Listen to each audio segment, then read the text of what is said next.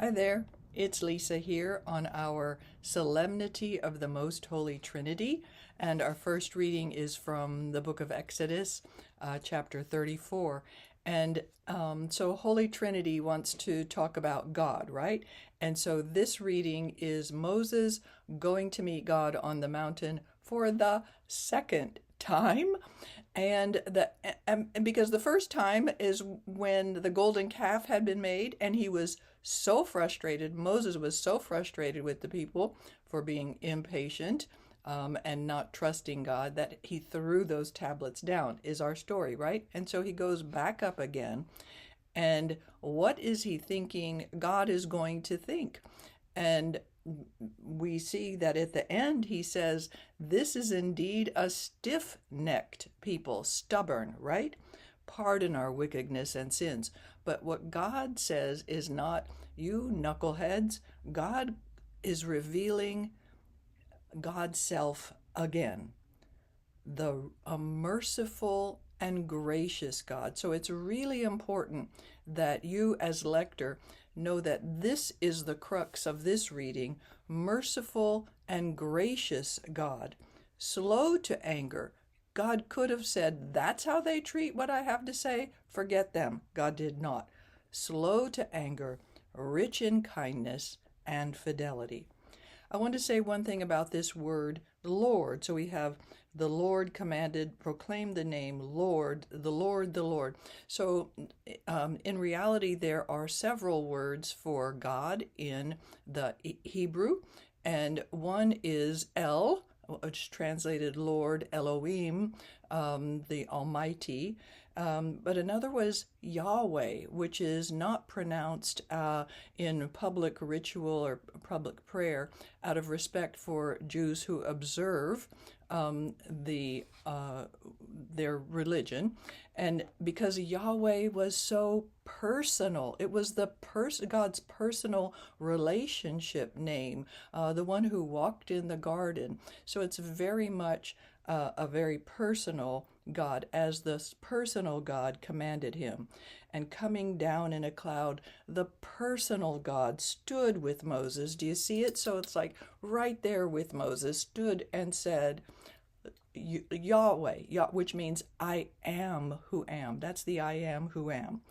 And thus the Lord passed before him. So again, right here, presence with, very personal, and calling out, the Lord, Yahweh, I am who am, a merciful. And so God is wanting to be known as this merciful and gracious God, slow to anger, rich in kindness, rich in fidelity. I'm not going to leave you. And that is not the impression that a lot of people give us, or that even the prophets do. The prophets are like, God's going to get you if you don't change, okay? And so what we know is that God, this is God's self-revelation right here. But Moses at once, bowing down in worship, he gets it. Wow, you're not going to cream me or them, are you? And so he worships God. Okay, so how do we read this? So remember, we start out a reading from the book of Exodus, and you wait 1, 2, 3 seconds before you actually start your reading, just to separate it off. And we're taking the setting here. Early in the morning, Moses went up Mount Sinai as the Lord had commanded him, taking along the 2 stone tablets. Then we pause. Having come down in a cloud, so just notice, this is the cloud that led them, the fire and the cloud, okay? Having come down in a cloud, that's the presence. The Lord stood there with Moses, okay? Stood with Moses there, sorry.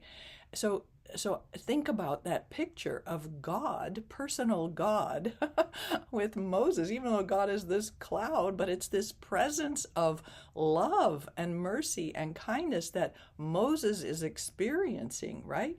Stood there with Moses and proclaimed his name, Lord, and say it as with as much love as you can, because this was originally Yahweh, I am who am, personal. I love you. Okay? And thus the Lord. So this is where we want to just be personal as much as possible. Passed before him, right there with him, and cried out, the Lord, the Lord. And I want you to be looking at the people as you say this. Merciful and gracious God, slow to anger, and rich in kindness and fidelity. Because there's people out there right now listening to you who need to know that really is who God is. I had somebody a couple days ago say to me, will God ever forgive me?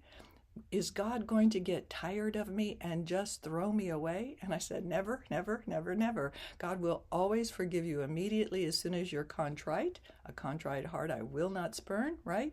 And so God's already forgiven you, and God will never, here's our assurance, God will never throw us away. And Jesus was the concrete revelation of that. Moses at once, emphasize that, bowed down to the ground in worship. Okay? Oh my gosh, biggest relief ever. And then he said, if I find favor with you, O Lord, do come along in our company, because we want you. We want this kind of God, huh? This is indeed a stiff-necked people, stiff-necked. They are stubborn as all get out. Yet pardon our wickedness and sins and receive us as your own. Well, of course, God did. Of course, that's the story. And then we wait 1, 2, 3, the word of the Lord. All right, just know how much you personally are loved and accepted by God so that you can share that with your readers. God bless you.